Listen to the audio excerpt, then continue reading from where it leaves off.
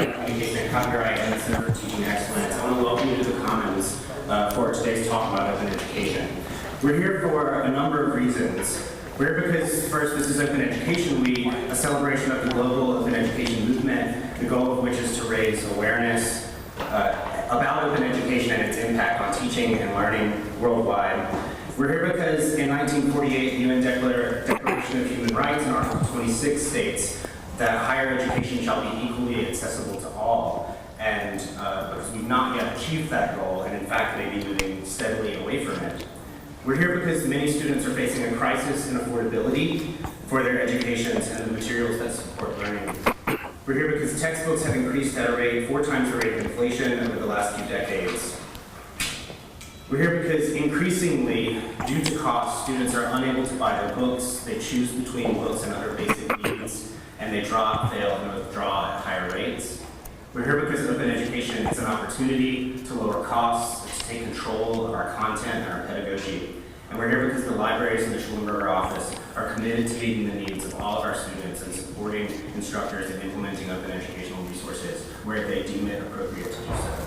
So for all of these reasons and others about which Rajiv will speak, I'm very pleased to introduce Dr. Neely Ben-Kuti. Neely is the University of Kansas Provost and Executive Vice Chancellor and a Professor of Marketing at the KU School of Business, where she formerly served as Dean. I'm super pleased that Neely's taken this active interest in open education and openness more broadly. You probably saw our Strong Ties message earlier, about 2 weeks ago, highlighting the high cost of materials and the impacts that those high costs have, and the opportunity of open education to address these impacts. And she kindly agreed to come here today to introduce Rajiv. So please help me welcome Neely.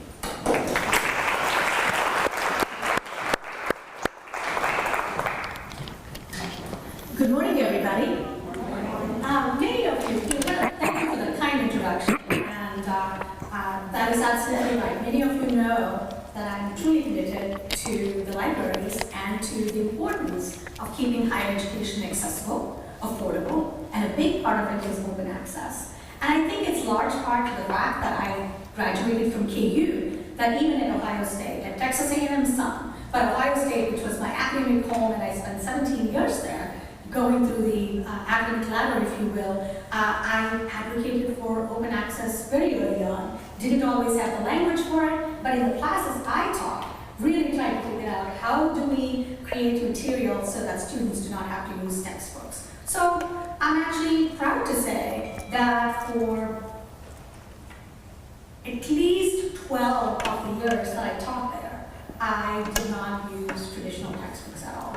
Rather creative materials. I'm saying that to you, not for I love me, how great am I, but because people can come here. What else would a provost or chancellor say, who comes up here except that I believe in it? I just want you to know that I believe in it because I saw the impact that it had on our students. And I commend you for continuing the leadership that KU has in this space. You heard already about the Strong Ties message that I sent out, and I actually really appreciated a lot of the data that you provided me that showed that this was from a Florida survey, and we all think Florida is unique in many respects, right? But I don't think on this one. 66% of students decided that they could not afford to buy a required textbook. 45% of students said that they chose courses or decided to avoid a specific course because they could not afford the cost of the textbooks required. And 26% said that they dropped a course because they could not afford the high textbook costs. And we know that we've heard the same thing from KU students. You gave me the data. You have collected it, and certainly from our own data with undergraduates, when we look at why they drop out, it's terrible. How many students tell us that they had to choose between buying a textbook and rent? Spoiler alert, they choose rent, right? Or they have to share books with their classmates, visit food pantries to make ends meet, limit the courses they enroll in, and that's very troubling. Even if they don't drop out, if they have to space out the courses, that increases their time to graduation. And you've already heard, it's one of the top stressors for students about college education. KU libraries Dean Smith, and every one of you, we see Mark, Ada, so many of you, who have been so active in supporting KU faculty, who made the commitment to implement open education practices and policies. We have grants. We need to publicize these more. We really need to talk about what the libraries do already to help faculty adopt or create their own open education policies. And so today, it is my great joy to be here to welcome our distinguished speaker.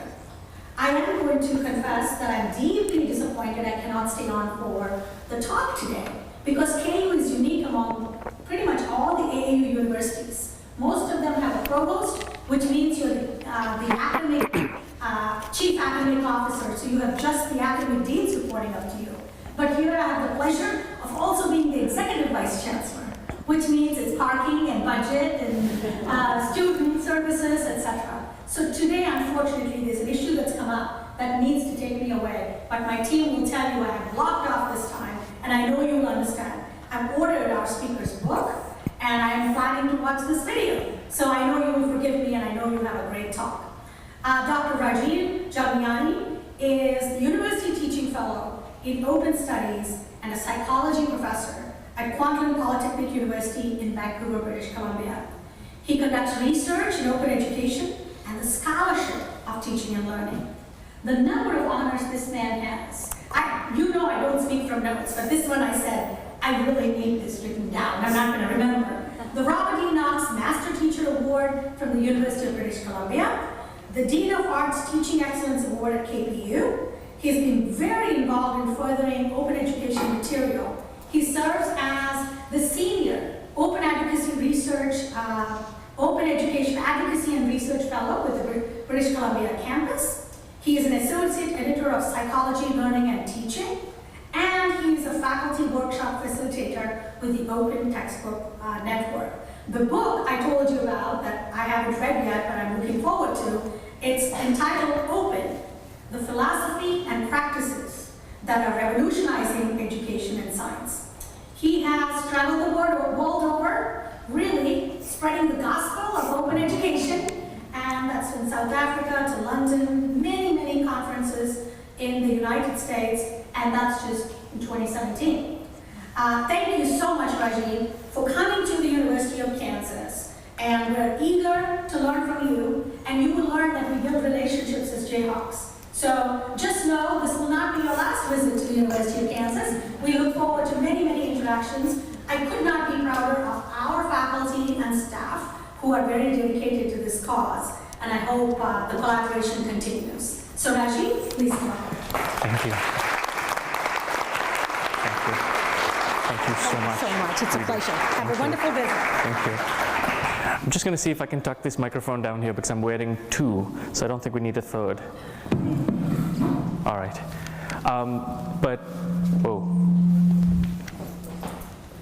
It's recovered, has it? Maybe not down there. Hang on. How about down here? Does that work? Yeah. All right. Just want to make sure I'm not being picked up on too many microphones.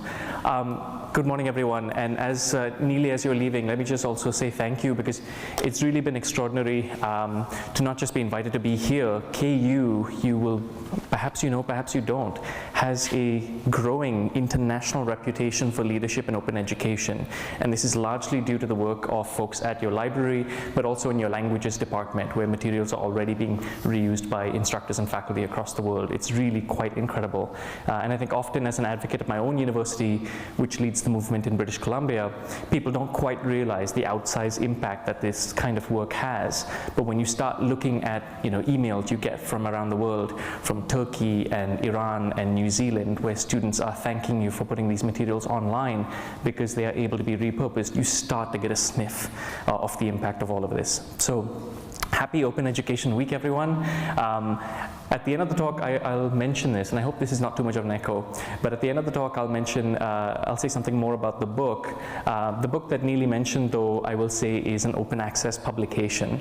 So in case I forget, please somebody remind me. It is certainly a gift for Open Education Week, so you're free to download it without any cost. It is, of course, aimed at furthering the movement.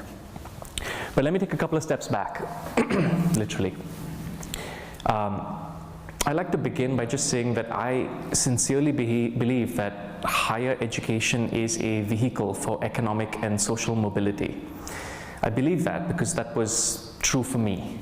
So I grew up in India in a small town of about 25 million people called Bombay. And to be honest, I enjoyed a significant degree of privilege. Life was wonderful until it wasn't. I was young when my father died. Shortly thereafter, my family lost our home, and the future was suddenly and very desperately uncertain.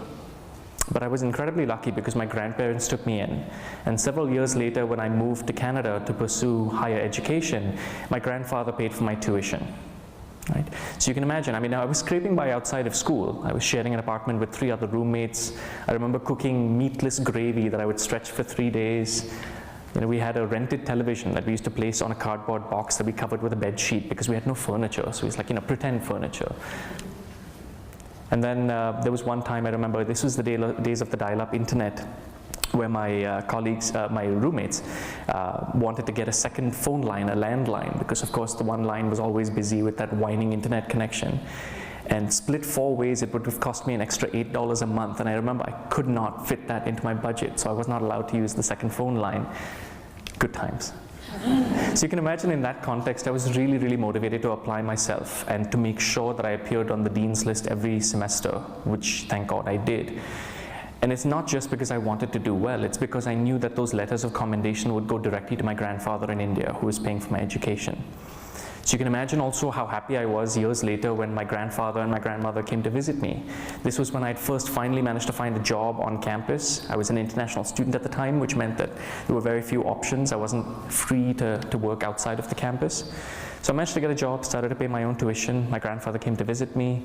He spent 3 weeks with me, and it was among the happiest weeks of my life. And then he left, went back to India, and 2 weeks after he arrived back in India, my grandmother passed away. 10 days after that, my grandfather passed away. So, it's sad, but it's also beautiful in the sense that we got to share that wonderful time, this wonderful sense of closure just before. So his visit was a gift in many ways to me. Right? And it's because of the gift that he even gave me tangibly through paying for my tuition and my ability to avail of and benefit from a quality higher education that I'm in fact standing here in front of you today. So it is remarkable to me to go within 10 years from being an international student to a Canadian citizen to being at the front of the lectern. It is not a traditional journey, and it's something that I fear is becoming less and less likely as we move forward. Josh mentioned this. Article 26 of the UN Declaration of Human Rights says that higher education should be equally accessible to all. And I think even when we learn about this, because my colleagues don't know this, but when I talk to them about it, immediately our minds go to the third world, right? Places in the world where there's not enough infrastructure, not enough seats for the number of students, like India, for example. But I want you to understand this applies equally over here in North America, in Kansas, right? According to one study commissioned by the Department of Education, 2.4 million students in this country could either not attend or complete college because of cost, just in the first decade of this century. I'm talking about just cost. There's lots of reasons why students can't attend or complete, but I'm talking about students who were qualified. They took all the right courses, did all the right things, achieved everything they needed to. It was just cost that's what shut them out. And so even though our brochures say, welcome, we want you over here, I think this is very much what higher education looks like for many students, right? It is a key to unlocking human potential, but it's a key that itself is inaccessible, right? That's the figure that I mentioned. That's just in the first decade of this century in this country. And this is part of the reason why, of course, there's been a gradual, steady, predictable clawback from state appropriations towards higher education throughout this nation. This is across the nation. This is not specific to Kansas. And of course, as you see the orange line coming down in terms of state appropriations for higher ed funding, you see the blue line go up, the burden correspondingly increasing, the burden being placed on students to fund higher education through tuition. Now, if you're wealthy enough, that's nice. But if you're not, one of your first options is, of course, to work. And a growing number of your students are working and going to school at the same time. But to translate this into tangible terms, Think about many people, even your colleagues will say, well, it's always been this way. I went to work and I attended school at the same time as working. Everyone does this. But it's actually never been quite this bad. So I do some work at the University of Minnesota. So I have some detailed data for that, so I can share these. If you look at the number of hours it takes working a minimum wage job to just pay for tuition alone, forget books, forget cost of living, transportation, at the University of Minnesota, back in the 1960s, you're talking about 200 hours or so. That's 20 hours a week for 10 weeks. That's a summer job, right? No problem, you can pay your tuition for the year. Now, it's over 1,800 hours, right? At minimum wage, where in Minnesota it's about 14 and some change, 14,000 and some change, just tuition. And if you think about it, 52 weeks of the year working a minimum wage job, 35 hours a week, that's just about 2,000 hours. So at this point in Minnesota and in many other pockets of the country, a student has to work virtually every day of the year, every hour during the day to pay tuition, which of course doesn't make any sense at all. So if your family is not wealthy enough and there are really not enough hours in the day to work at all, what's your third option? Student loans. Nice. I know, it's funny, but not in a really ha-ha sort of way.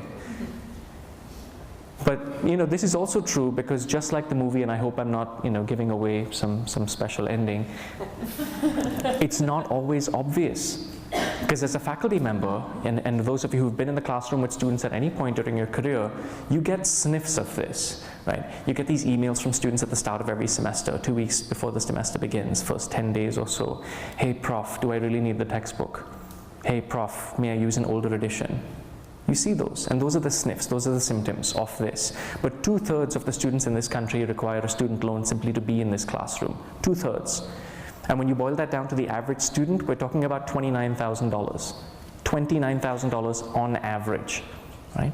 It's really extraordinary if you think about the burden that this places on students. And it's sort of like a shackle. How does this impact mental health on campus? Campuses across the country are investing in mental health support for students because of the burden of student debt. How does this affect the delaying of life milestones, for example, because of the period it takes for students to pay off this debt? We don't see this, right? But this is what's lurking behind those emails I was talking about. This was an interesting one. I love this poster.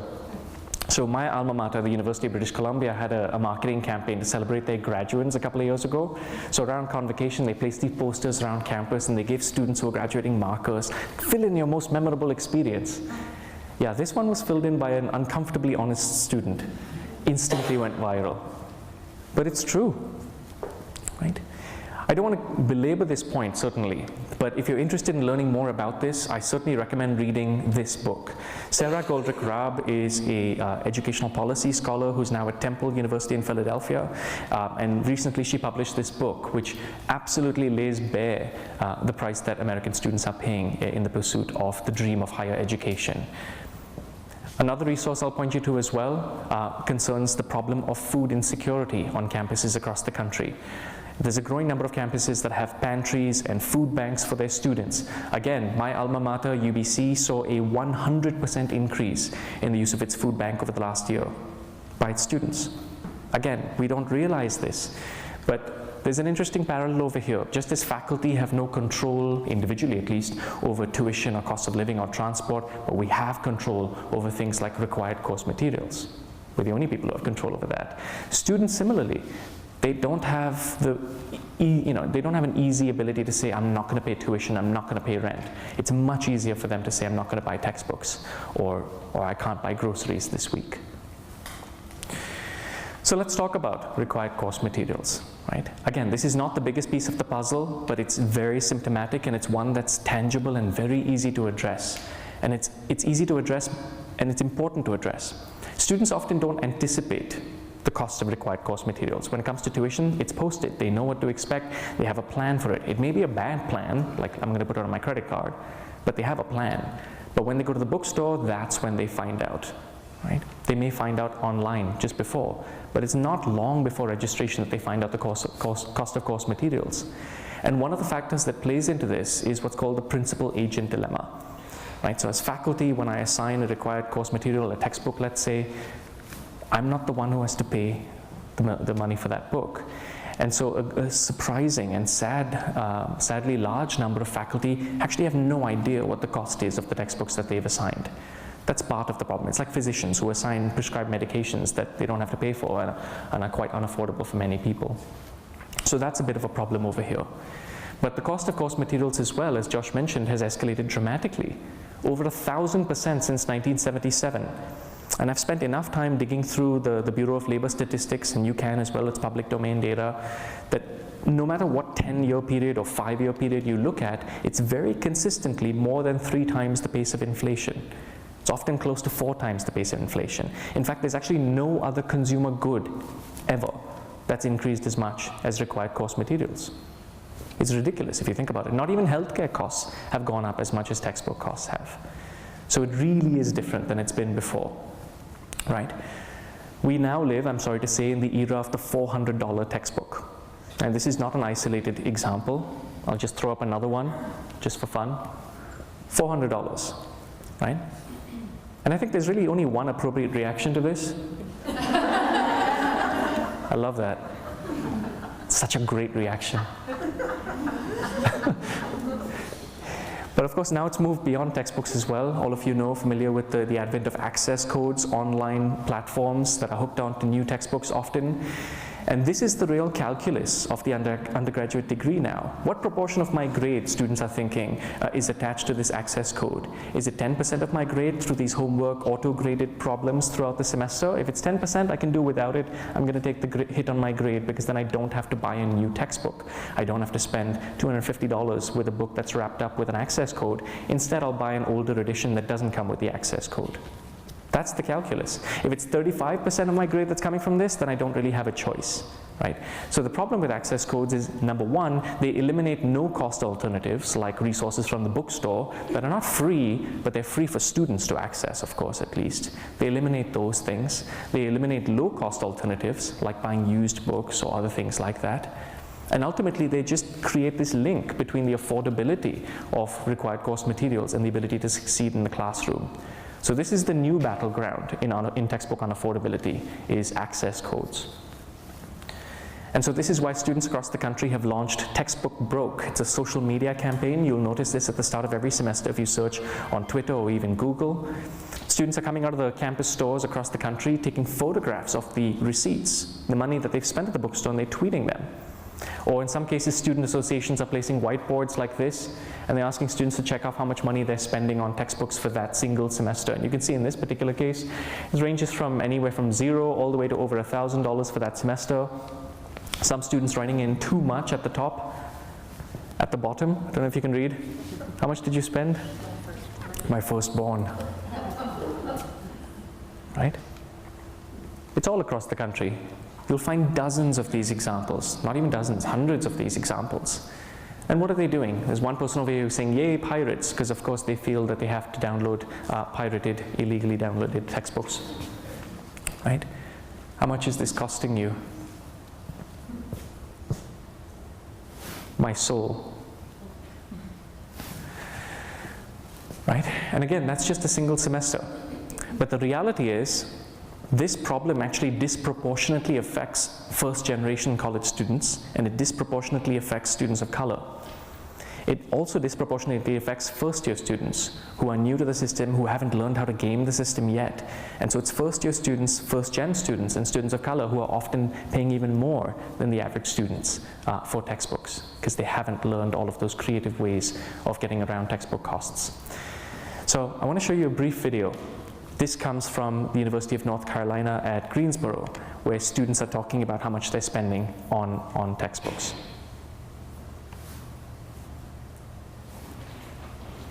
Let's see.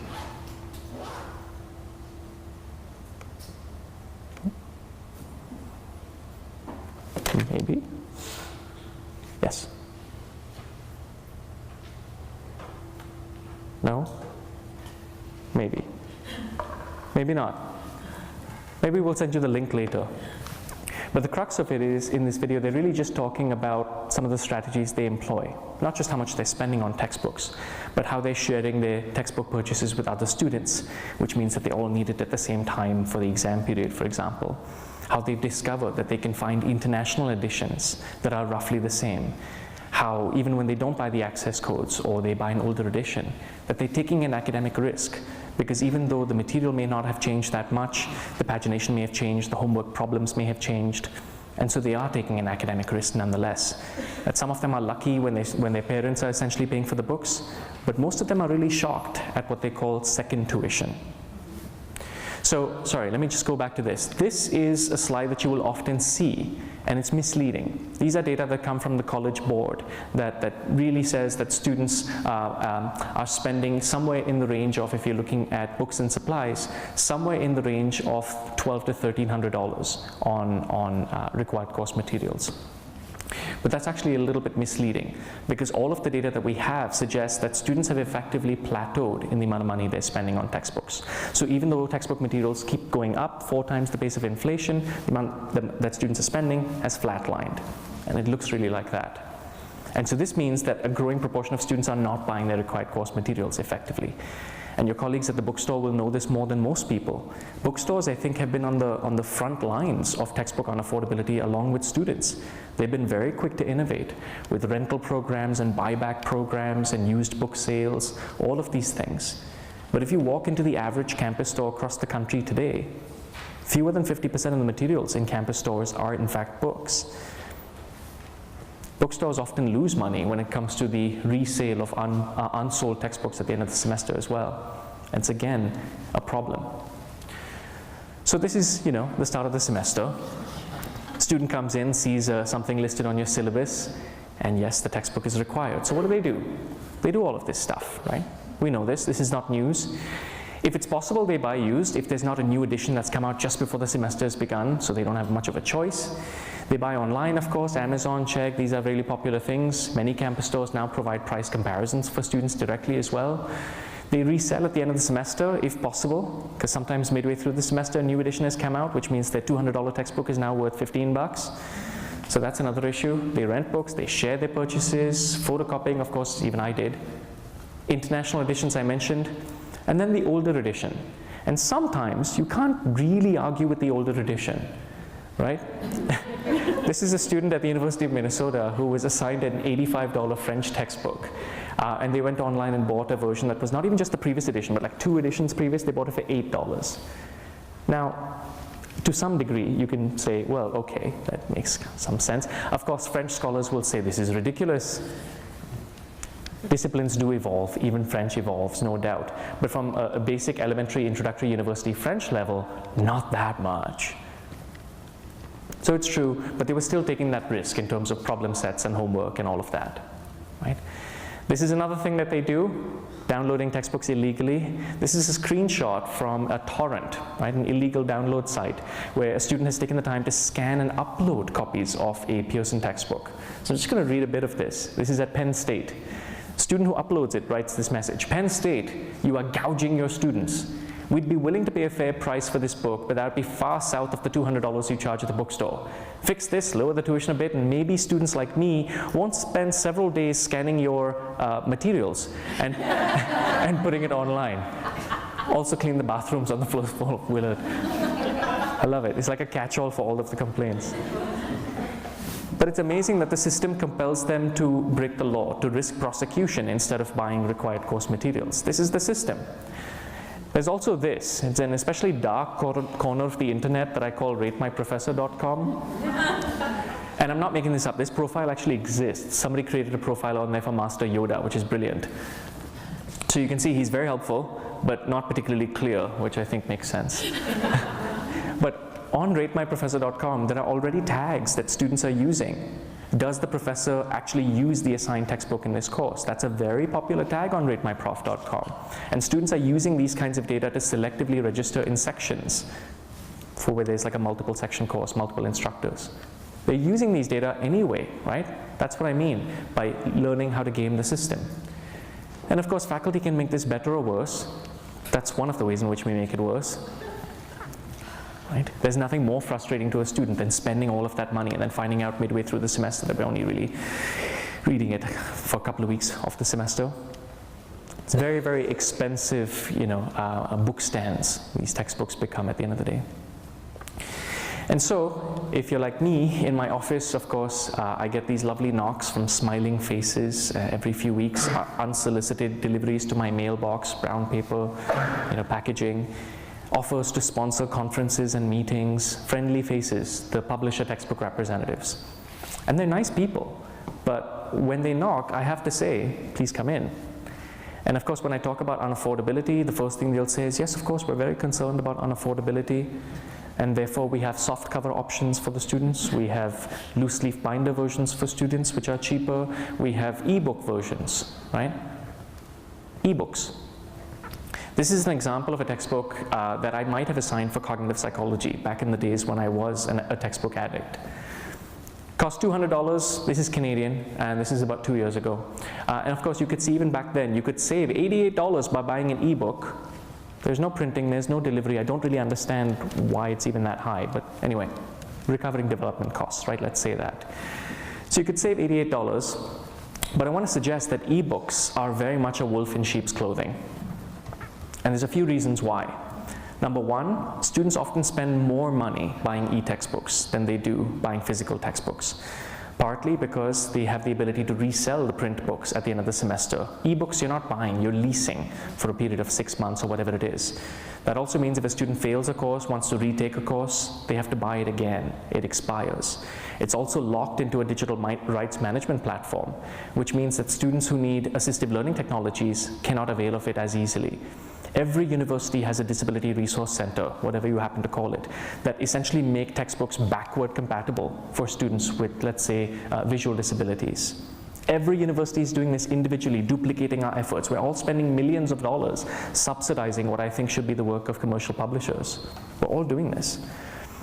The nice thing about moving outside of digital rights management platforms is that these materials are much more compatible with assistive learning technologies. And also, we talk about lifelong learning. If a student feels compelled to resell their books at the end of the semester because they need to recover the money, how is this helping them? If a student is going on to medical school, they've taken their first course in anatomy and physiology, they've spent $300 on a book, they feel the need to resell that, that book would be a vital resource for them moving forward if they didn't have to resell that. So the ability to retain books is actually quite important. Already talked about that. Neely and Josh also alluded to this. These are the data they were referencing from the Florida study. And the reason why we keep citing the Florida study is because it's a sample of more than 20,000 students drawn from every single degree granting institution in the state, which means the margin for error is incredibly small over here. Very representative. So very high numbers in terms of students not purchasing required course textbooks for at least one of their courses because of cost. That was the framing for each of these questions, because of cost. Taking fewer courses, not registering, almost half, and of course, other things as well, earning poor grades, dropping or failing. So I know at KU, Neely often uses the language of the leaky bucket, and this is true. It's incredibly powerful to look at metrics like the throughput rate. How does the cost of materials influence enrollment in the course, persistence in the course, and then of course, performance in the course? How can students hope to perform as well if they cannot avail of the required course materials? And that's where we talk about open. Now there's a lot of misconceptions about what open educational resources are, even at institutions where they are produced, quite frankly. But open educational resources are resources that are free, sure, but that's not a defining characteristic of open. Lots of stuff is free. You can go online, you can go heavens to news websites, you can go to publishers' websites, you can go to lots of places and find free materials, but that doesn't make it open. What makes something free is that they come with a suite of permissions. And these permissions are called the 5 R's. The most important one, right in the middle, reuse, right? So the ability to repurpose it in whatever way you like for your classes. So let's say a faculty member can adopt open educational materials, assign them to their students. Great. But, of course, the students get to retain the materials forever. They get to keep it forever, which is great. They get to redistribute it. Faculty can redistribute it to their students. Students can redistribute it further to their family, to their communities, share it online, completely legally. No more torrent. But from a faculty member's perspective, I think what's really exciting about the permissions are the two at the top, the ability to revise and remix. And this is where I'm going to suggest that there's a layer of academic freedom that has been conceded long ago. Normal practice, as bewildering as it is for faculty to take their courses and bend their courses to map onto the table of contents of a textbook, which is kind of absurd if you think about it. With the ability to revise and remix, faculty can move away from that and start to modify their instructional resources to map onto their pedagogical goals. That is academic freedom. It's not in the way that we usually think about it, but it's incredibly powerful. So you don't have to go to a textbook and say, don't read this section. Take it out. If there's something missing, add it in. You can customize, you can localize, local examples, local statistics, right? It's incredibly powerful for student learning to do that. Now, typically, open educational resources are assigned an open license, which means a Creative Commons license. And if you're unfamiliar with Creative Commons licenses, you may have already seen them around the internet. But typically, you see these symbols, which honestly look a bit like hieroglyphics if you're unfamiliar with it. But it lies between things that are completely in the public domain and things that are traditional, all rights reserved copyright. One misconception is that if you assign something a Creative Commons license is that you're giving up your copyright. You are not. The author still retains the copyright. The power of Creative Commons is that you are informing the public in advance, this is how I'm comfortable with you using the resource that I've produced. So you don't need to email me to ask for permission, right? No more emailing back and forth, no more negotiating terms. This is precisely how I'm comfortable with you using it. The most popular will be this one. Give me credit, right? Attribute it to me. That's what BY means, attribution. You must always give me credit. You can't pass it off as your own work. And every license typically has that. That makes sense. After that, you can choose to say, you can use it for any reason, but you're not going to make a profit of it. Non-commercial. You can choose to add that clause, right? So you can't sell it on, you can't sell my work on Amazon and make a profit on it. It has to be available under a non-commercial license. Now, non-commercial still means that a bookstore can sell print copies of it, recover their personnel costs, recover their overhead, all of that. They just couldn't add the profit margin, but they still get students walking into the store. Share alike means you can modify it in any way you like, but if you modify it, if you create a derivative work, and let's say you translate it. You take an open textbook that I worked on in psychology and you translate it into Farsi and you're using it in Iran, for example. Brilliant, that's a derivative work. But then you must share it online under an identical license so other people can avail of your derivative work as well, right? And then finally, no derivatives, which is really sort of on the closed end of the spectrum, which means that I forbid you from making any changes to this work, right? You can use it in any way you like, but you can't modify it in any way. In some cases, that makes sense in terms of books that are legal textbooks, and I'll show you some examples where there has to be certain phrasing for legal statutes or other things. But very often, that's a license that's not adopted. So Creative Commons licenses are really the architecture of the open education movement in many, many ways. And there are a billion or more of these objects. There's millions of them, billions of them. And you will have encountered them before. Consider this. This is an open educational resource. The Rijksmuseum in the Netherlands has openly licensed all of their masterworks. This is Vincent van Gogh's self-portrait. This is an open educational resource. You could download a massively high-resolution file of this image. It will cost you $0. You could print a poster the size of this wall. It will only cost you the cost of printing. That's open. And that's important because art history textbooks are actually among the most expensive because of the rights involved in reproducing those works. This is OER. It's powerful, right? If you're familiar with TED Talks, many faculty assign TED Talks, review TED Talks, for example. Those are those little hieroglyphics at the bottom. That is OER. Faculty are already using OER without really labeling it as such. There's just low awareness of what the term means. You get wonderful interactive online simulations like this one that illustrates to students how correlations work and the relationship between sort of scatter plots and correlation coefficients. Again, open educational resource in this particular case, really nice one. Easy to embed. If you teach English literature, you'll be familiar with Project Gutenberg, which has digitized tens of thousands of classics of English literature. These are all available in the public domain, right? This is OER. It's powerful. This is one book that I worked on. This is more of a traditional textbook. Research Methods in Psychology, right? The traditional incumbent book the one that was most popular in the province of British Columbia where I work, cost about $125. It's about 250 pages, black and white, soft cover, no color, nothing fancy, mainly text, the odd cartoon. Okay. This book, as you can see, it's available online for students. It's available in a wide variety of digital formats, all entirely free.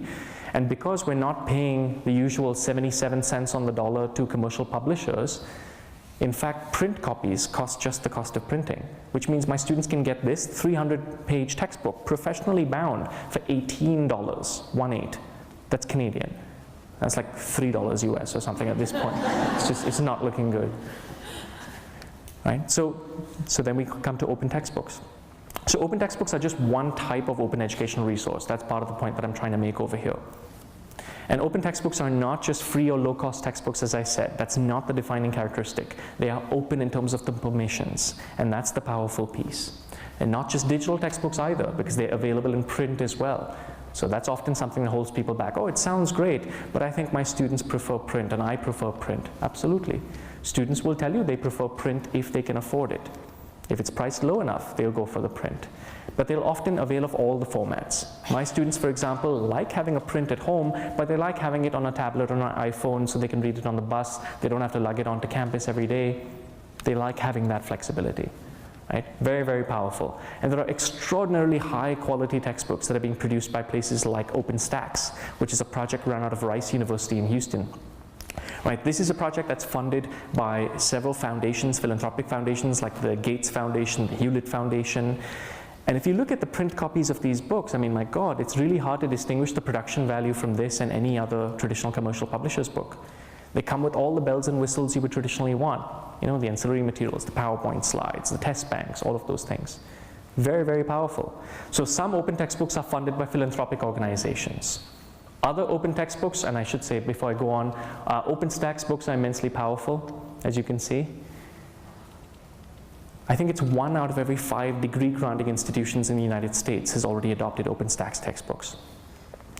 But other types of open textbooks, like the ones we produce in BC, are funded by the government. So the Ministry of Advanced Education launched the BC Open Textbook Project in 2012, and at this point we have 148 textbooks in our repository. Again, available just like the one I showed you for research methods in psychology. Very, very powerful. There are other open textbooks like these that have been made available, produced by universities. Portland State University, Oregon State University, SUNY, University of Massachusetts at Amherst. There's so many universities. KU, good heavens. You guys have produced open textbooks, most recently in languages for Tajik. These are examples of university-produced open textbooks. And if you wonder why are universities investing in the development of these books, it's because they realize that's actually tangibly benefiting not just their mission, not just serving their mission, but also affecting their bottom line in terms of student retention, in terms of completion, in terms of performance. Very much so. And here's another example. Some open textbooks are produced by professional societies. CALI stands for the Center for Computer-Assisted Legal Instruction, and they produce open textbooks for a variety of legal courses, and they update them every single year. This is a consortium that's based at Cornell. Tremendous. And in still other cases, it's not society-based, but it's individual faculty who get together. This is a project run out of psychology called the NOBA project, which I love. I used to work with them for a year as an associate editor, but the brilliance of this model is that they went to the leading scholars in the subtopic areas of psychology, and they got them to each write small modules, like 10 to 12-page modules, not a full textbook, not a full chapter, and they put it in an online customizable drag-and-drop platform. And so when you go to faculty and say, this is really an open textbook for introductory psychology and social psychology and so on, the first question faculty will think, okay, this sounds interesting, but it's free, great, it's got all these resources, great, but what about quality? Then they see the names of the authors. That question is never raised again, because these are the leaders of the field who've essentially authored the open resources for the field. So at this point, this is where we stand, just with open textbooks alone. They've saved students across the world a ridiculous amount of money, but of course, this is simply emblematic. It's a symptom of a much deeper impact, a broader impact. Because I think you have to ask yourself, if students cannot afford required course materials, who are we saying higher education is reserved for? And on the other hand, if students who need assistive learning technologies cannot access required course materials, again, who are we saying higher education is reserved for? So the impact is much, much broader than simply cost savings, although this is the easiest metric to throw up there. Right? This is a good place to start. KU is already a member of the Open Textbook Library or the Open Textbook Network. So for faculty who want sort of a one-stop shop to find open textbooks that are drawn from all of the projects that I already showed you, just stop by over here. And of course they're reviewed. All of them are in the process of being reviewed. Most of them already have been. And these are open, transparent reviews. So faculty are able to see that people who I know perhaps in my field, whose names and institutional affiliations are listed over there, have reviewed these books, and this is what they think about the quality of the resource. But it is worth asking, right? People do have this misconception about what is available for free cannot be any good, right? How good can it be if it's free? But the truth is it's not free. It costs a lot of money to develop these resources, and it's just that the money is being spent up front. Authors are being compensated, not in terms of ongoing royalties, but in terms of lump sum payments up front, and then it's released openly. And the investment comes from all of those sources I mentioned. So if you ask about what's the quality of OER in general, I think it's fairer to start by saying, let's have a control group, shall we? What's the quality of commercial resources? This is a national survey in the United States asking faculty, what's the quality of traditional publisher-created materials? And as you can see, about almost 35% are saying, I don't really have a strong opinion about this, I don't really know. But all right, 65% of them have an opinion. And if you even say, okay, let's just look at the proportion who have an opinion, that's roughly an 80% approval rating. And by that I mean, if you add the 36% and the 16%, then you're saying, about 80% of the people who have an opinion are saying it's good or excellent, right? All right. With OER, this is what you find. Most people say, what do you mean by OER? I've never heard of this. These are people who assign TED Talks, who are using stuff from Project Gutenberg, but when you say OER, their brow furrows, right? They have no idea. But again, for those who know, right, 40% of them say I have an opinion. And then you add the 25 and the 6, that's about 30 out of 40, which is about a 75% approval rating from the people who know. That's one way to look at it. The reviews are another way to look at it. You could also ask students. Students at the end of the semester. This is a big study that is just came out for about 400 students using open textbooks in British Columbia, wide variety of courses, different open textbooks specifically. How do you like the books? 43% say it's excellent, 34% say it's above average, 20% say it's average. This actually is 97% of them saying it's as good or better. Wide variety of open textbooks. So faculty think, yeah, it's about the same. Students think it's better, but of course you might think they're sort of affected by the fact that it's free and all of that. True. We also asked them at the end of the semester, now that you've experienced this book for several months, would you have preferred to buy a traditional commercial resource, something that's comparable to, similar to what you use in your other courses? No. It's actually really hard to get these kinds of approval ratings for commercial resources. And I can tell you it's powerful. As a faculty member, when I walk in on the first day, students have already been to the bookstore, right? And they've already seen that it's a $0 textbook. You can go to this website, download it. If you want a print copy, fine, it's available right over here. And they come to the classroom and they're like, really? They're assuming that there's a catch, right? So where's the catch? I'm like, no, it's available, it's free, it's already on the learning management system. You can download it, it's all good. Really? Okay. It's powerful. It's actually incredibly powerful for classroom rapport. If students realize on day one that you care enough about them, that you've thought about this and you've adopted these resources, right? And then 4 months later, I still see it showing up in course evaluations, like the afterglow of this.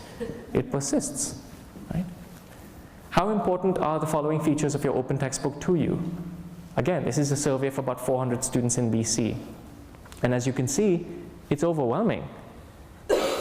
More than 60% are telling me that it's not just important, it's absolutely essential, the cost savings.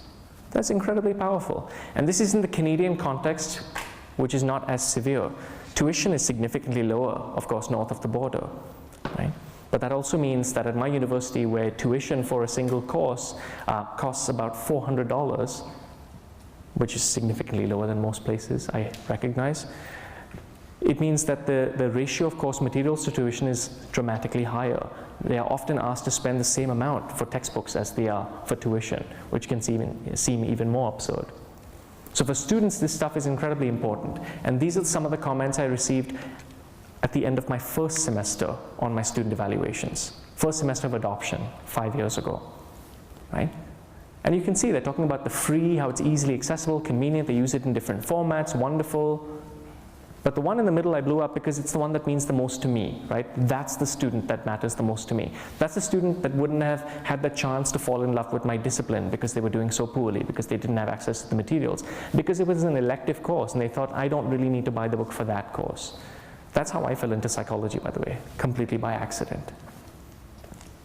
Right? So again, quality. You can ask faculty, and I've shown you surveys of faculty. You can ask students, and I've shown you surveys of students. You can read faculty reviews of the stuff as well. But then you can look at the empirical research, and at this point there have been 13 peer-reviewed studies published looking at the efficacy, the impact on educational outcomes of adopting open versus commercial resources. Different settings, different disciplines, different types of universities. But what's extraordinary is first of all, if you bundle all of these studies together, you're talking about an aggregated sample of about 120,000 students.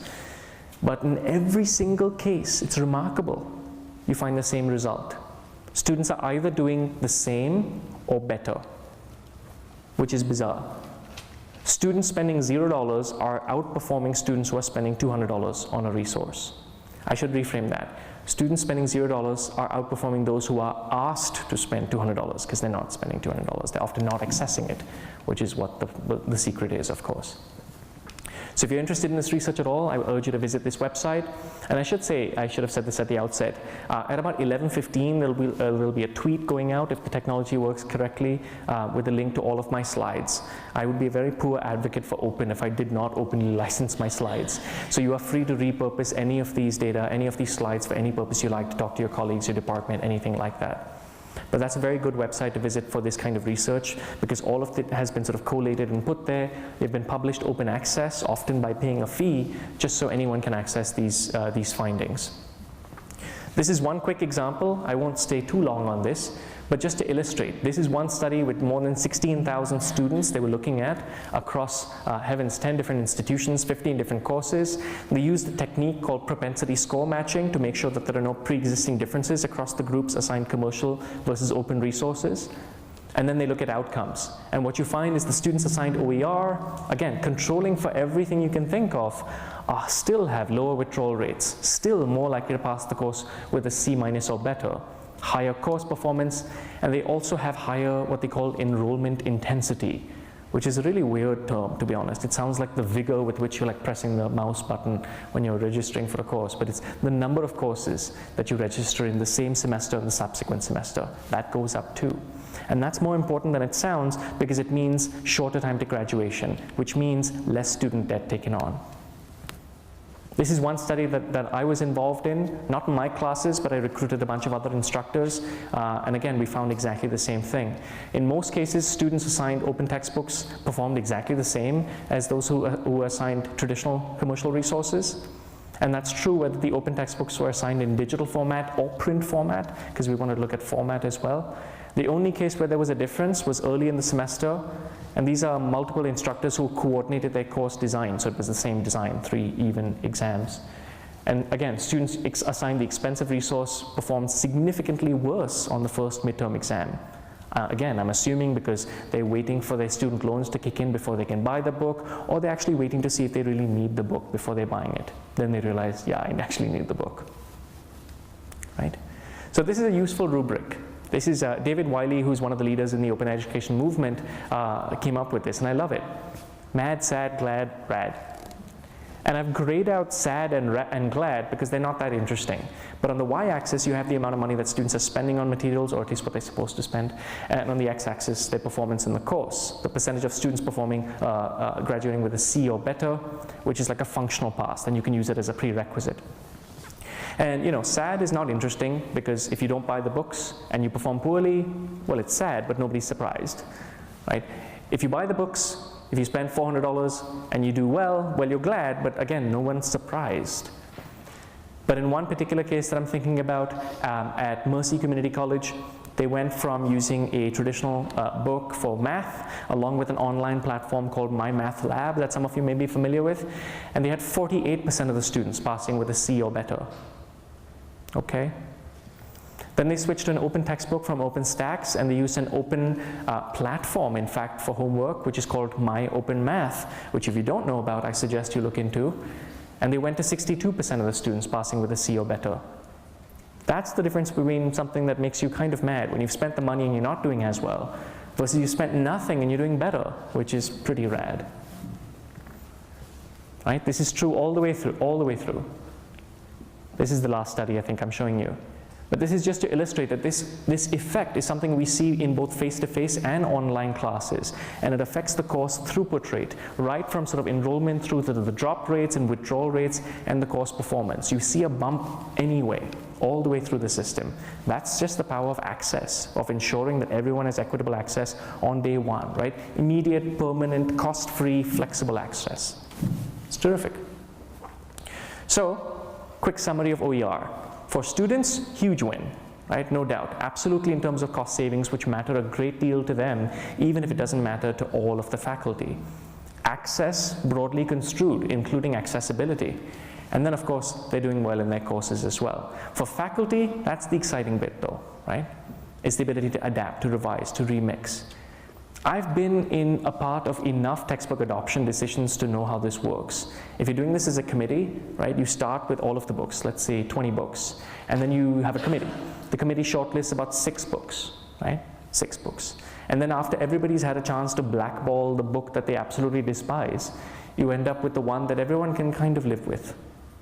It's not like the clear outlying leader. It's like, okay, we'll deal with that. It has some imperfections, but we'll go with that. You don't have to deal with that anymore.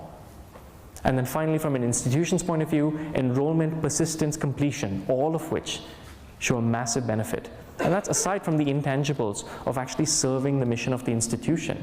You talk about serving your community, about being student-centered. This is how you get student-centered. But the nice thing about this, and this is me right now, it's just a slightly older picture of me, is that it's not that unfamiliar. Right? I don't always assign a textbook. I teach upper level classes for which there is no textbook, right? I'm used to putting together materials from the library, other things, custom course packages. I do that all the time. But when I do, I certainly prefer it to be open. And I hope I can get away with this. But I hope that this is the case over here as well. A friend of mine said this to me yesterday, and I thought it was a little tongue-in-cheek, but I said, let me just throw it in there. But let's move beyond OER now, because the movement is really emerging, evolving far beyond. To talk about resources is one thing, but the whole discussion about OER still focuses largely on cost savings and resources, when the exciting stuff is about the practices and really using some of those higher permissions. So for a moment, I'd like to talk about how we work with students in the classroom outside of resources. Think about assignments, for example. What's the traditional course assignment, right? Let's say multiple choice testing, brilliant. And if you really boil it down to the lowest common denominator, where are my colleagues from the Teaching and Learning Center? So, worst case situation, large exams, multiple choice questions drawn from publisher supplied test banks, mainly factual. And yes, you can write better questions, you can write conceptual questions, you can write applied questions. But this is the reality in many, many courses, certainly many courses that I'm familiar with. And even if you move outside of multiple choice testing, right, could be a lab report, could be a research essay. But really, let's consider what might be the 18th research essay that a student writes. Best case situation, a student will spend hours working on this assignment, right? And I'm being generous, hours working on the assignment. They'll submit it. Who are they writing it for? One person, me. I'm the only person in the world who's going to see their work, their creative academic work, right? Okay. So they submit it to me. I, in turn, will take great care and pains to provide constructive, formative feedback. And I think, how can I phrase this so that they won't react badly to this? And all of that energy I'm investing in, like the phrasing of the feedback. How many of my students are even picking up the essay? 10%? How many of the students who pick up the essay do anything more than look at the grade and throw it away? 10%? So if you put together all of the energy that they are pouring in for one person, and the energy that I'm pouring in for basically no one, traditional assignments might just be sucking energy out of the world, right? This is why it's a disposable assignment. It's a disposable assignment because students often see little purpose in it, and faculty hate grading them as well. But this is normative practice. It's lovely. That happens a lot. Painful, painful. This could be a poster in the CTE, I think. So, let me come back. This is what I'm talking about. With open pedagogy, which is the term we're using, open pedagogy, we revisit the role of the student and the faculty in the classroom, right? We're anyway living in an age where information and misinformation is abundant. So how can we really base our educational model on content delivery anymore? It's absurd. So what if we repurpose students' energy, potential, and even their creativity to have them produce resources for the commons as part of their course assignment? That's part of the idea of open pedagogy over here. And so one easy example, although I'll give you a bunch of them, comes from the Wikipedia Education Foundation, right? The Wiki Education Foundation. Very powerful. But thousands of instructors are already doing this, where instead of asking students to write yet another research essay, they're asking them to edit, revise, remix, update, improve articles in Wikipedia. Now I know when I say Wikipedia what everyone thinks, right? Because lots of faculty will say, it's like the 11th commandment, right? Thou shalt not cite Wikipedia in thy research essays, right? And we're concerned about that because we're concerned about reliability, about the quality of information in there, and we're right to be concerned. Most of the articles have not been reviewed even by Wikipedia's peer review community, which is not the same thing as your or my peer review standards. And a fraction of those are considered good articles by Wikipedia standards, which are again different from yours and mine. So we're right to be concerned. But at the same time, I think we're burying our heads in the sand. To say thou shalt not cite Wikipedia, we're ignoring the fact that Wikipedia is the first port of call for all of our students and much of the public. And if we're really honest, it's the first port of call for many faculty. Is that too honest? I don't know. Sometimes that's too honest.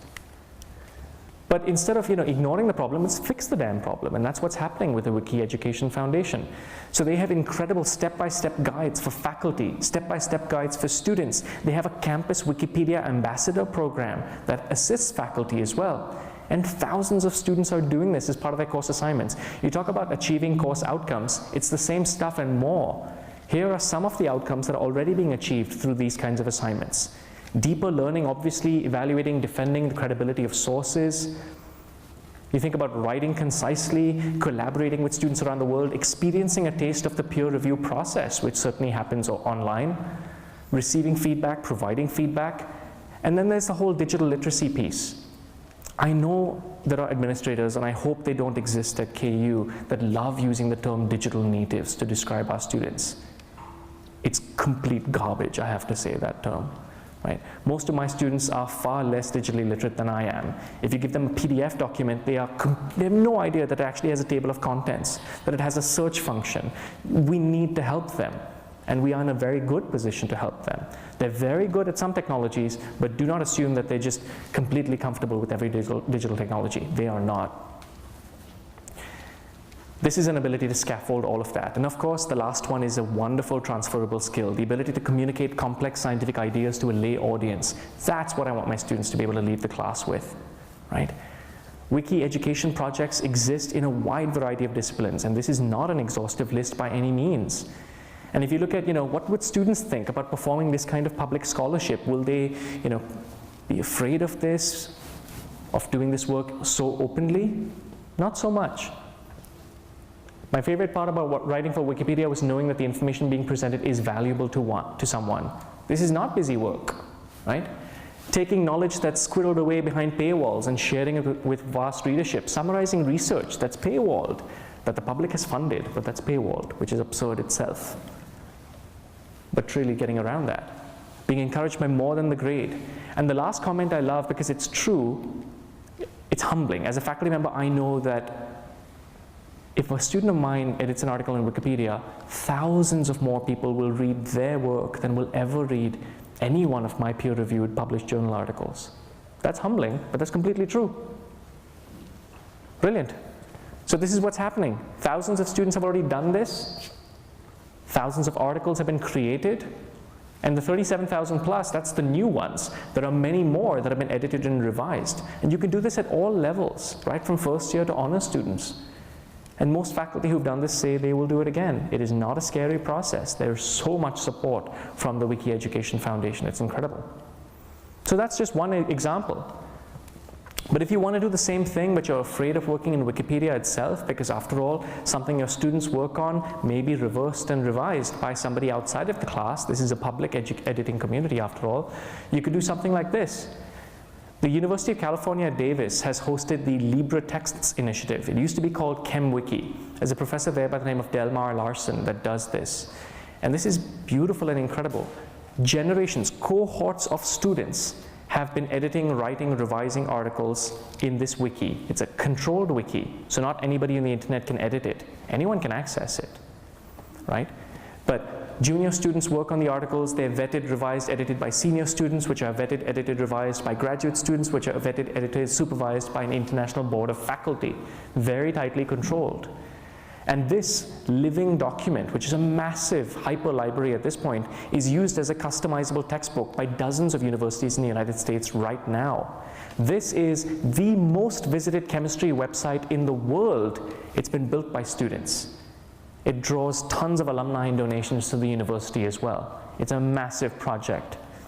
And then faculty who assign this, they can get their students to log in to access the customized textbook. And then faculty get these wonderful analytics back as well. What proportion of my students are accessing the assigned readings for the first time within 24 hours of the exam? And using that kind of information to feed back into course design, which can be incredibly powerful as well. Massive project, controlled. So that's maybe a more academic version of a wiki, for example. But it doesn't have to be wikis. This is another project where students, this is led by the NOBA project, where they have a student video competition. Students are asked to create 2 to 3 minute instructional videos to give an overview of a psychological concept or theory in a creative, interesting way. And as you can see, students in Vancouver, yay, won first prize last year for this video on the principles of persuasion. Again, they won a good amount of money. That's $6,000 for first prize for this 3-minute video, which is like 45,000 Canadian at this point. But what's more amazing than that and the publicity they got, imagine this. Instructors across the world today are using the student video to teach the science of persuasion. That's the power of open pedagogy. And think about what that feels like as a student. This is the resource that we're just not accessing, we're not tapping. I talked about open textbooks earlier. One of the issues that sort of inhibits the adoption of widespread adoption of open textbooks is that at least for some open textbooks, like this one that I worked on in social psychology, there may not be a test bank to go with it. And I'm not going to debate the sort of philosophy of that. To be pragmatic, you often need a test bank for faculty who are teaching a survey course and they assign the course 3 weeks in advance, or the adjunct faculty or something like that. But I realized as well in this particular case that I could certainly adopt it, but why in the world would I have my students answer questions when they can write the questions? I teach small classes, 35 students, right? So what I ended up doing during one semester last summer, and I'm going to repeat it this summer, is the students every week, they wrote questions, right? They had models, they had guidelines. They wrote 4 questions every single week, these 35 students, and they peer-reviewed 4 questions every week, double-blind.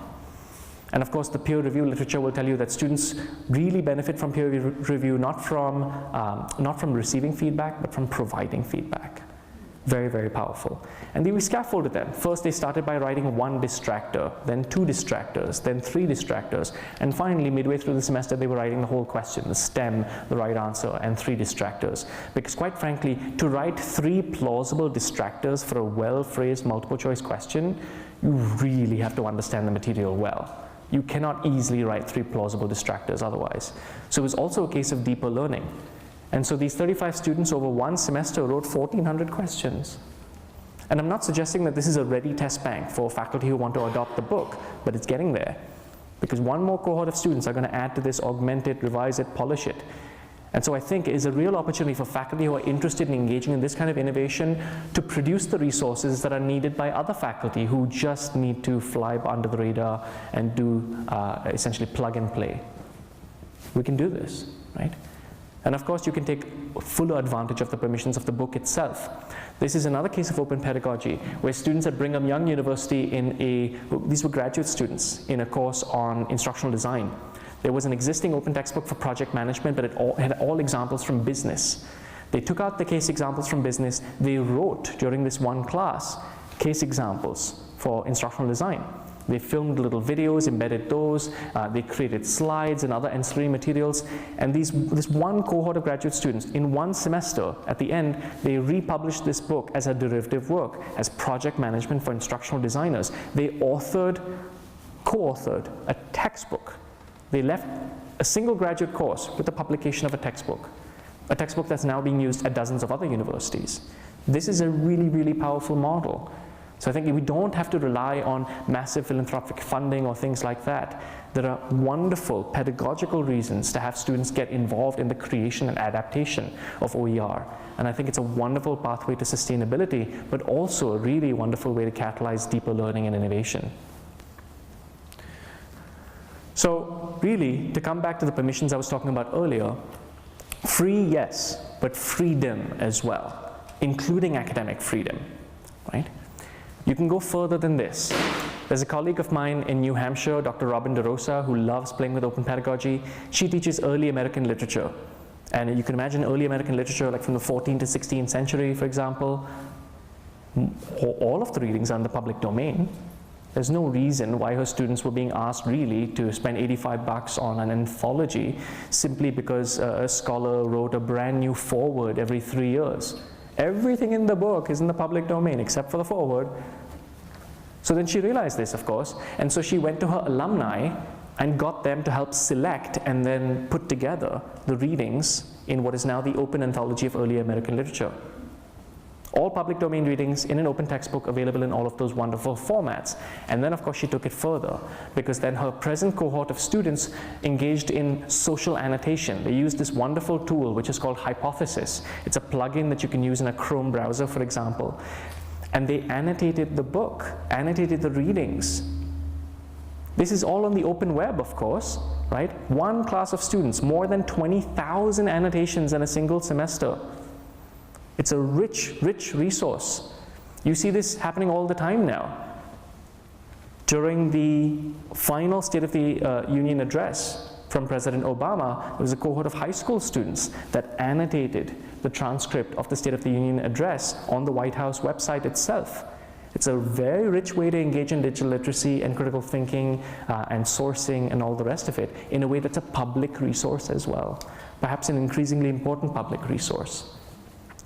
And the final example I'll give you is maybe even easier, because you don't have to create a textbook or create a test bank or do anything really dramatic, working on Wikipedia. It could even be as simple as this. Students in my social psychology class do this.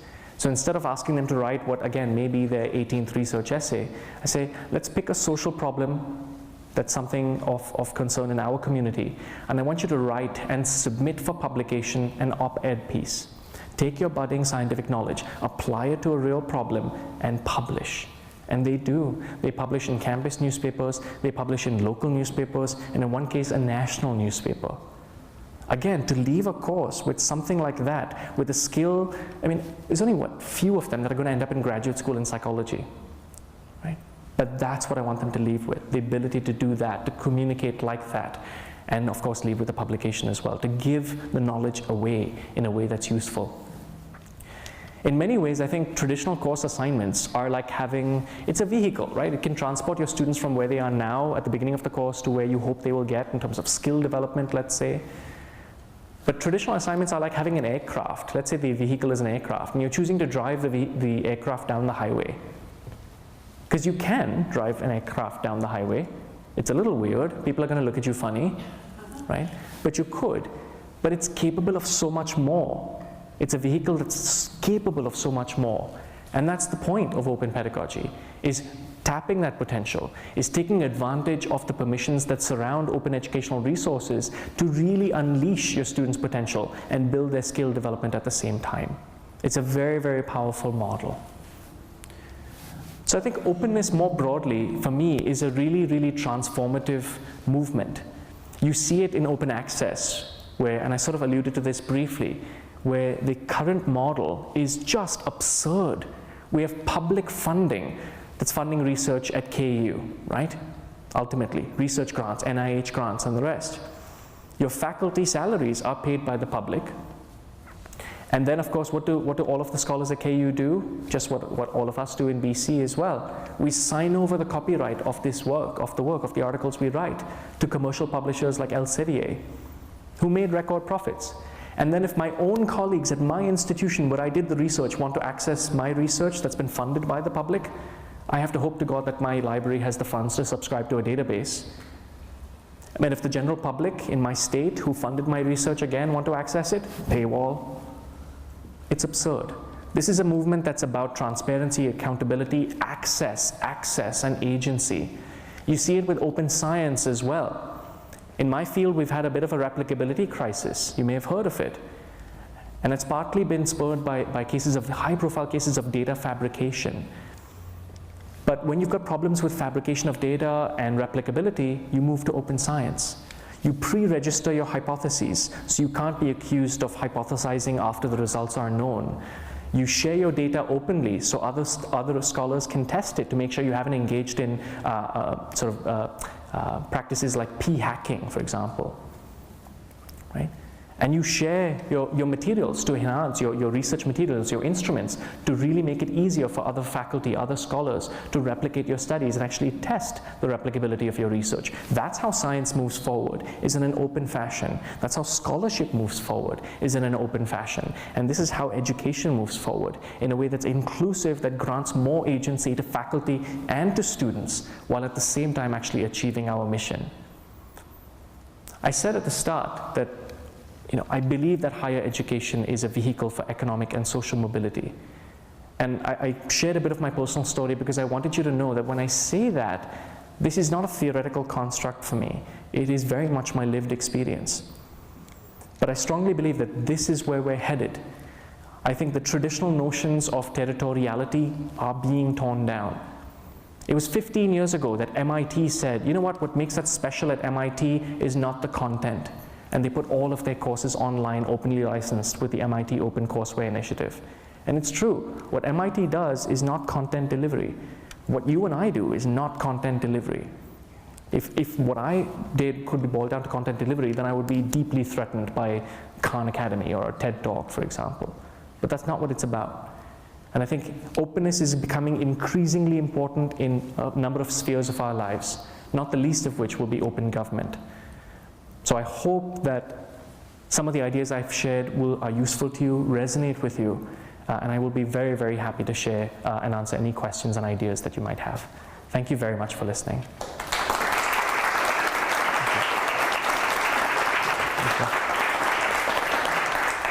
So because we're recording, I just asked that you step to a microphone to ask questions, which I'm sure you have. And I just wanted to point out that on the right side of the room, all of the phenomenon that Rajiv described, we asked students at KU how they're impacted by high-cost text, and that 16 by 3-foot sheet of paper has 76 comments on it that are their answers, and they say the same things. I don't buy them, I illegally download them, I scan them and return them to the bookstore, I avoid classes, I was late on my rent.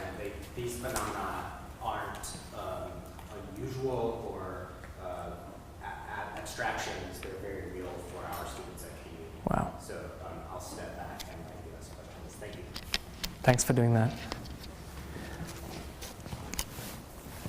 And while you're thinking of your question and as you're walking up, let me also say that, as I said, the slides for this talk are available online, so please look for that.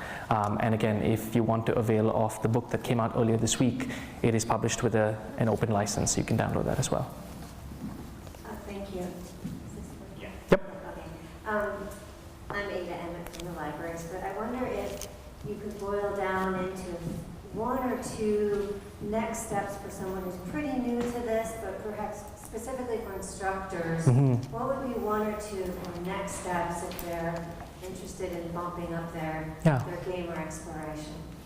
Thank you. There's a few things. I think the most straightforward thing to do is connect with the team at the library, first of all, because they will provide you with so much assistance. I think individual faculty are used to, publisher representatives coming to them and sort of saying, here's everything you need. With OER, there's no marketing budget, but you do have in-house support from the library. So someone like Josh, for example, there you are, he moves around. is certainly available to sort of guide you and provide you that support. So I would say number one, maybe try to disabuse yourself of the notion that all of your students have access to the materials that you're assigning, in case you thought they did. Second, visit the Open Textbook Library, and if you can't find it, ask Josh to help you. His cards are at the back on that table, because that is the big library and sort of a one-stop shop. So in terms of adopting, consider adopting if you find something that's of good quality, right? Nobody would ever want you, I would never want you to adopt a resource that you don't think is great. But beyond that, I think I'd love it if faculty think about revisiting, even if it's their course assignments, in a way that allows students to contribute to something that's meaningful, that's public, and that could be a resource that's used by other students. It doesn't have to be public either. Could be within the LMS until you're happy with it, until they are happy with it. I think they should have some agency over how public their work is going to be. And then, of course, more broadly, there are grant programs at the university that assist with the creation of OER, adaptation of OER. But I think all of this is part of a philosophy that moves towards being learner-driven. And I think that's the broader thing, is how can we think about giving our students more access and agency, right? It is weird, if you think about it, that we write all of the learning outcomes for a course before we meet a single student in the class. It's like, doesn't matter who you are, you're not going to affect what we're going to do in the classroom. And then we don't consult with them when it comes to selecting the readings. Maybe we can give them some agency there. We don't consult with them when we write policies about attendance or other things. Maybe we can include them there. I see really, really wonderful outcomes being achieved when students have some skin in the game, when they feel some ownership over the course and, of course, the materials that they're producing. So I think maybe the starting point is with looking at OER, but I would certainly hope that's not the finishing point. I think it's just about revisiting the role of the student and the faculty in the classroom. Thank you, Ada.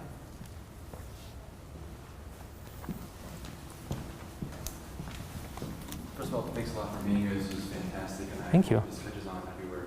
So Thank my you. question is not too specific and it's generalizable so that it makes sense to other people. Go But for I'm it. picturing teaching an online class this summer and there's going to be videos involved, and to me that seems inherently open accessible. And I worry as we transition to, hopefully this becomes the default, that courses all over higher ed institutions are about foundationally making them accessible. But I'm worried, at this transition point where, I might want to borrow some of these methods and, for example, make the videos available online. So I don't know if you've had any experience, or is there any truth to a worry that I have, which is that what if I alienate the students who feel like they're putting the money down to take a class and get a grade, and then they see the videos online later on. So I worry that they feel like they're not getting that. So I don't know if there's any truth to that. Yeah, well, I'm happy to speak to that. And sorry, I didn't get your name or your department. And social psychology. Oh, yeah, you're my people. Yeah, I think so. Part of this is just this very unfortunate sort of neoliberal model that's moving towards students as consumers, and that's not a model I particularly subscribe to. But I think all of this, I would say, you need to foreground student agency. Anytime you're doing Open Ped, you're asking students to, in some sense, step outside of their comfort zone. And when you're doing that, you need to make sure you're supporting them, you're scaffolding them, you're not setting them up for failure. That, this is going to be the assignment, create the video, I'll see you in 4 months and your work is going to be public. Good Lord, no. So there's got to be a lot of training, a lot of support along the way. You can do all the peer review, they can work privately in the LMS until you and they are both happy. And they can veto having it online. If it's going to be online, they can choose what license it is, for example. There are wonderful models for this. But I would say, yes, I think take advantage of that, have that discussion early, provide them with the support. It doesn't have to be a radically new tool. They will not realize, for example, that YouTube itself, the resource that they use every day likely, has, when you search for something in YouTube at the top and all the results come up, there are filters that you can apply, right, in terms of the length of the video and things like that. But one of them is Creative Commons. And you can specifically filter for videos that have an open license already. And any video that already has an open license on YouTube, I don't know if you know this, but YouTube has an editor that's inbuilt. You don't have to teach them any funny software or have them download anything. It's just youtube.com/editor, right? Editor. And you enter that URL and you navigate to your specific video, the openly licensed one you have, And you can actually remix existing videos with no software to install or anything. You have so much control. So I would say maybe you even start with something smaller, like taking some of the openly licensed videos and adding something to it, improving them. But there are guides available, and I'd be happy to sort of point you to those guides in terms of how students might construct these videos. I would always urge assignments like this to be more of a creative project than a recipe for exactly the same kind of video every time. So sort of allowing them some latitude in there, providing them with really good models which already exist. But have that discussion with them. I mean, I think if they simply want to come to class and say, I want a grade and I don't want to be contributing any knowledge because you are the faculty member, I'm paying you to tell me what's truthful and I'm going to leave with my grade, then I think, the goals of your course are partly about educating them in your field, but it's also about educating them as a citizen. And I think this gives you an opportunity to address that broader goal right there. What is the nature of knowledge construction in the first place, right? It is not top-down, it is co-constructed, it is contextualized, and they need to understand that.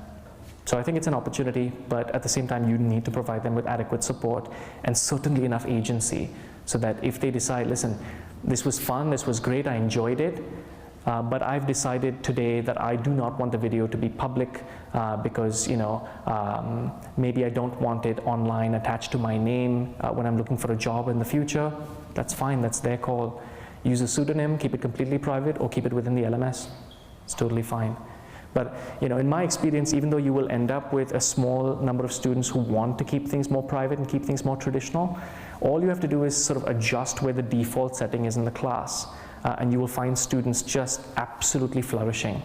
I have students who come to me who are not, we do the video creation project in my classes, and they are not assigned that project in their other class. But they say, hey, I created this other video for my other class. I was like, oh, cool, is your other faculty member assigned that? No, I just thought it'd be fun. When do students write research essays for other classes when they're not assigned a research essay? I mean, you have to be absurd to do that. Have a lot of time, be really passionate about the discipline. But that's what I'm seeing. So, I'd love to talk to you more about it, and there are tangible resources I can point you to. But thanks for asking. So, we're out of time, and out of respect for your time and appreciation that you spent time coming today, we'll go ahead and wrap up. So, thank you all to all of you, and thank you to Rajiv. And we're not going to rush out of here, so if you have questions for Rajiv, feel free to hang out and approach. But I don't want to keep anyone who's got other things that they Yeah, please, I'm not running anywhere, so please come up and ask me questions and pepper me as much as you like. My last name is very long, which is why I find it easier to go by thatpsychprof. So if you Google me, you'll find me, email me, tweet me, anything. Even if there's an idea that's sort of bubbling under the surface and you think, 3 weeks from now you're thinking, okay, I think this is how I could do this in my classroom, but I don't really know where to start. Obviously start with Josh and your own CTE, but if I can help in any way, I absolutely would love to. So thank you for being here and taking the time, and happy Open Education Week. Thank you. Thank you.